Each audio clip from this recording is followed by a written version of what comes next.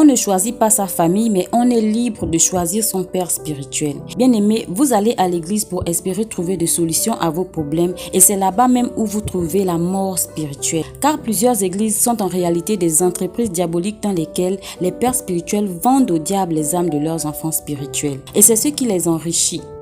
Car la richesse financière et l'abondance matérielle n'est pas la preuve principale de la présence de Dieu dans la vie de quelqu'un. Mais ce qui prouve que ton père spirituel travaille pour Dieu, c'est la mission qu'il accomplit sur terre. Car tous les serviteurs de Dieu ont une seule et même mission. Alors écoute cette vidéo jusqu'à la fin et tu découvriras le véritable visage de ton père spirituel. Alors bien-aimés, que la paix et la grâce de Dieu soient avec vous de la part de notre Seigneur Jésus-Christ. Bien-aimés, la véritable mission d'un vrai serviteur de Dieu, c'est de conduire les âmes à Jésus et Jésus les fera rentrer dans le royaume de Dieu. Voilà pourquoi Jésus dit, cherchez premièrement le royaume et la justice de Dieu et toute chose vous sera donnée par-dessus. Jésus dit encore, si un homme ne naît d'eau et d'esprit, il ne peut rentrer dans le royaume de Dieu. Donc le rôle d'un père spirituel est de veiller à ce que chaque fidèle soit baptisé au nom du Seigneur Jésus-Christ, car c'est en Jésus qu'on a la vie éternelle. Jean dit, moi je vous baptise d'eau, mais il vient celui qui est plus puissant que moi, lui il vous baptisera du Saint-Esprit et du feu. Et Jésus dit, et moi, je prierai le Père et il vous donnera un autre consolateur, le Saint-Esprit, afin qu'il demeure avec vous éternellement. Quand Jésus dit « Je prierai le Père et il vous donnera un autre consolateur, le Saint-Esprit », c'est la seule fois que Jésus va intercéder pour nous auprès du Père afin que nous recevons le Saint-Esprit. Jésus ne doit pas intercéder pour nous pour que nous recevons le mariage, le travail, etc., les biens de ce monde. Mais Jésus va intercéder pour nous auprès du Père afin que nous recevons le Saint-Esprit. Car si tu as réellement reçu le Saint-Esprit qui vient avec sa puissance qui enseigne toutes choses, c'est que tu as tout reçu. Car par sa puissance, le Saint-Esprit nous enseigne à devenir des petits dieux. Et tel est le désir de Dieu. Par sa puissance, le Saint-Esprit nous enseigne comment servir Dieu et recevoir des récompenses, donc les biens de ce monde, qui sont la récompense du travail des chrétiens et non le salaire du chrétien. Car le salaire du chrétien est dans les cieux, parce que le véritable homme, notre âme, est spirituelle et son salaire est dans les cieux. Mais comme nous sommes en mission sur terre et que nous avons des besoins, alors Dieu nous donne les richesses de ce monde comme récompense. Et tu peux avoir reçu le salaire dans les cieux et ne pas avoir reçu des récompenses sur la terre. Car la récompense est donnée pour un travail satisfaisant, ce à quoi Dieu s'attend de toi. Si tu ne travailles pas assez pour Dieu, tu ne recevras pas de récompense. Mais tu recevras un salaire car l'ouvrier mérite son salaire. C'est ce que Lazare le pauvre avait vécu.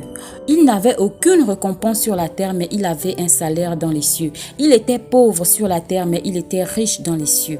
Alors bien-aimés, les véritables hommes de Dieu qui ont été choisis par Dieu et qui ont reçu le Saint-Esprit prêchent le salut et reçoivent les récompenses de Dieu qui les enrichit.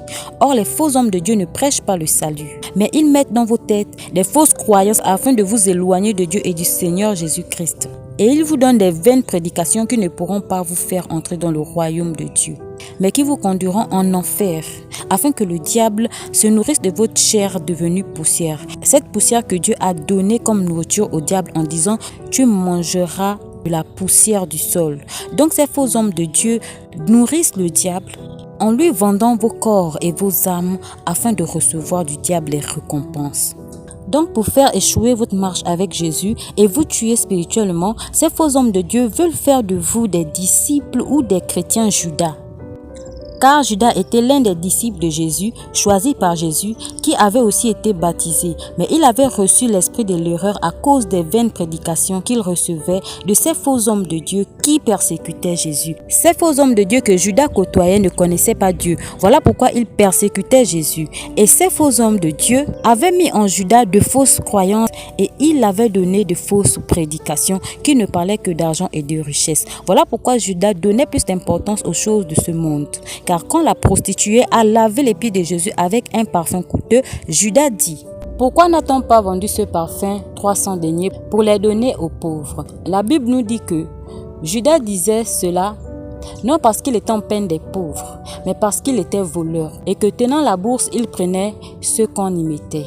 Donc Judas donnait plus d'importance à l'argent et aux choses de ce monde, car il ne cherchait pas le salut de Dieu, parce qu'il avait été trompé par le diable qui l'a détourné du chemin Jésus. Et Judas, qui était disciple de Jésus, a été éloigné de Dieu et du Seigneur Jésus-Christ. à cause des vaines prédications et des fausses croyances qui l'ont conduit au péché. Après avoir vendu Jésus, Judas s'est pendu au bois, ce qui est un péché et qui l'a conduit en enfer. Et le diable s'est nourri de sa chair devenue poussière. C'est ce genre de disciples et de chrétiens que ces faux hommes de Dieu veulent faire de vous. Voilà pourquoi ils ne vous prêchent pas le salut de Dieu. Et le fait qu'ils ne prêchent pas le salut de Dieu est une preuve qu'ils n'ont pas été choisis par Dieu. Et s'ils n'ont pas été choisis de Dieu, c'est qu'ils n'ont pas reçu le Saint-Esprit de Dieu, qu'ils n'ont pas reçu l'Esprit de Dieu. Donc, c'est avec l'esprit de l'erreur que ces faux hommes de Dieu travaillent pour le diable. Car personne ne peut travailler pour Dieu s'il n'a pas été choisi par Dieu et s'il n'est pas lié à Dieu. Ces faux hommes de Dieu n'ont pas été choisis par Dieu et ne sont pas liés par Dieu, mais ils sont liés au diable. Bien-aimés, que vos yeux s'ouvrent au nom du Seigneur Jésus-Christ. Moïse était un Hébreu qui avait été élevé par les Égyptiens, qui adoraient de faux dieux. Et dans leur coutume, ces Égyptiens ne se faisaient pas circoncire. Voilà pourquoi on les appelait les incirconcis. Et les parents de Moïse, qui cachaient Moïse pendant 3 mois, par crainte de causer des pleurs de bébé dans leur maison, ils n'avaient pas circoncis Moïse. Alors Moïse est resté incirconcis jusqu'à ce qu'il a eu des enfants avec Séphora, la fille d'un sacrificateur du Dieu vivant. Moïse avait été choisi par Dieu. Or, il n'était pas lié à Dieu, car à cette époque, l'alliance que Dieu avait tissée avec les hommes, c'était la circoncision. Donc Moïse, qui n'était pas circoncis, avait été choisi par Dieu, mais il n'était pas lié à Dieu. Mais Dieu confia à Moïse une mission, celle de délivrer le peuple de Dieu qui était pendant 400 ans esclave en Égypte. Et quand Moïse partit pour accomplir la mission que Dieu lui avait confiée, la Bible dit que Dieu combattit Moïse au point de vouloir le faire mourir. Mais pourquoi Dieu agit ainsi ? Parce que Dieu ne peut pas violer son alliance pour qui que ce soit. C'est-à-dire que celui qui n'est pas lié à Dieu ne peut pas accomplir la mission des serviteurs de Dieu. Moïse n'avait rien compris à l'agissement de Dieu à son égard. Mais sa femme qui était fille du sacrificateur de Madian avait compris pourquoi Dieu agissait ainsi. Alors la Bible dit que Séphora prit une pierre, coupa le prépuce de son fils et le jeta aux pieds de Moïse en disant « Tu es pour moi un époux de sang ».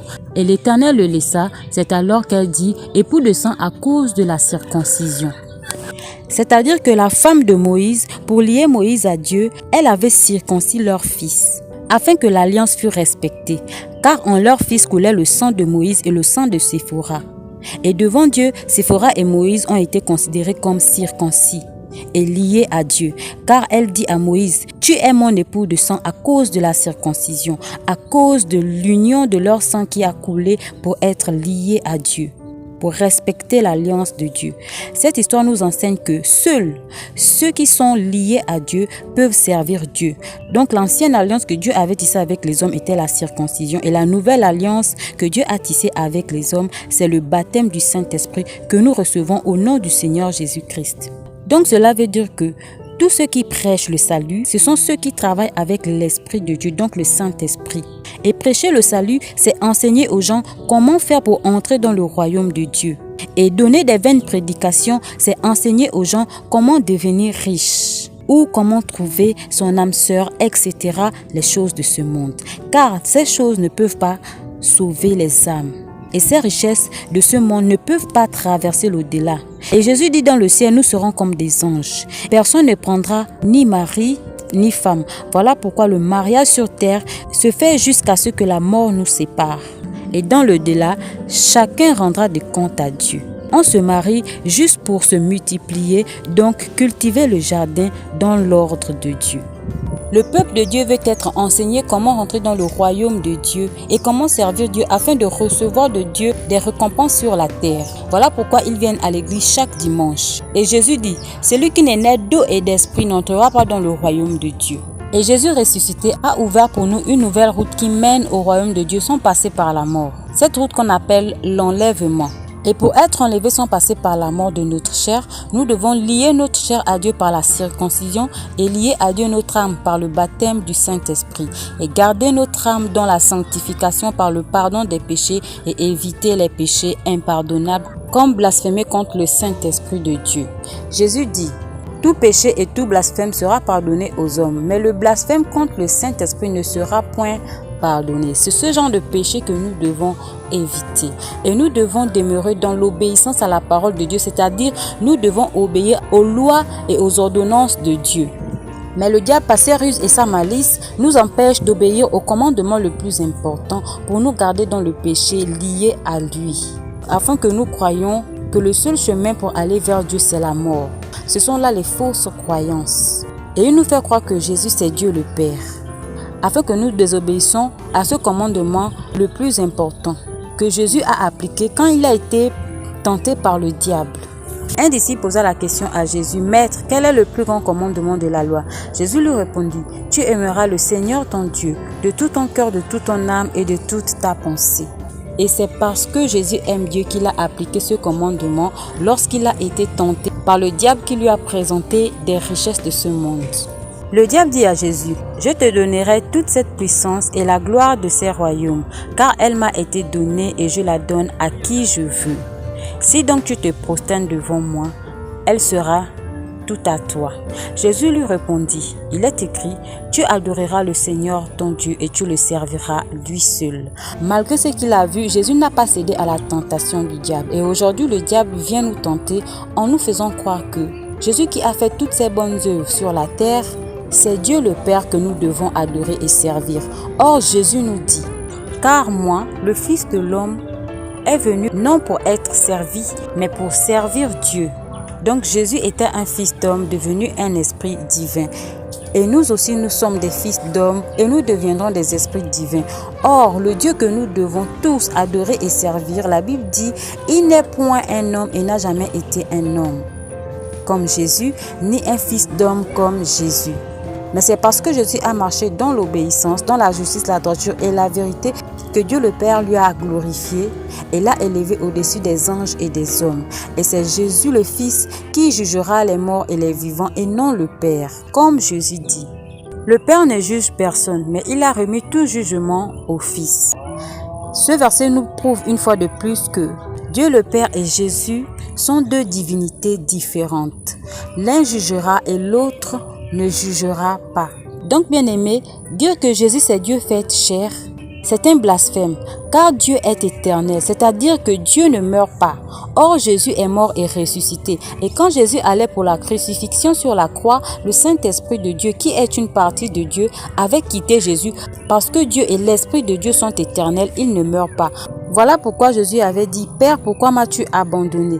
Parce qu'il avait ressenti l'absence du Saint-Esprit de Dieu en lui, dans son corps. Ce corps que le Saint-Esprit avait utilisé pour se faire chair sur terre. De même que le Saint-Esprit utilise nos corps pour se faire chair. Car la Bible dit que notre corps est le temple du Saint-Esprit. Et nous, donc notre âme, dans notre cœur qui est le temple du Saint-Esprit, nous sommes des élèves et le Saint-Esprit est notre enseignant à la parole de Dieu. Alors bien aimés, c'est tout pour aujourd'hui. J'espère que cette vidéo vous a édifié. Je vous dis à bientôt pour une nouvelle vidéo.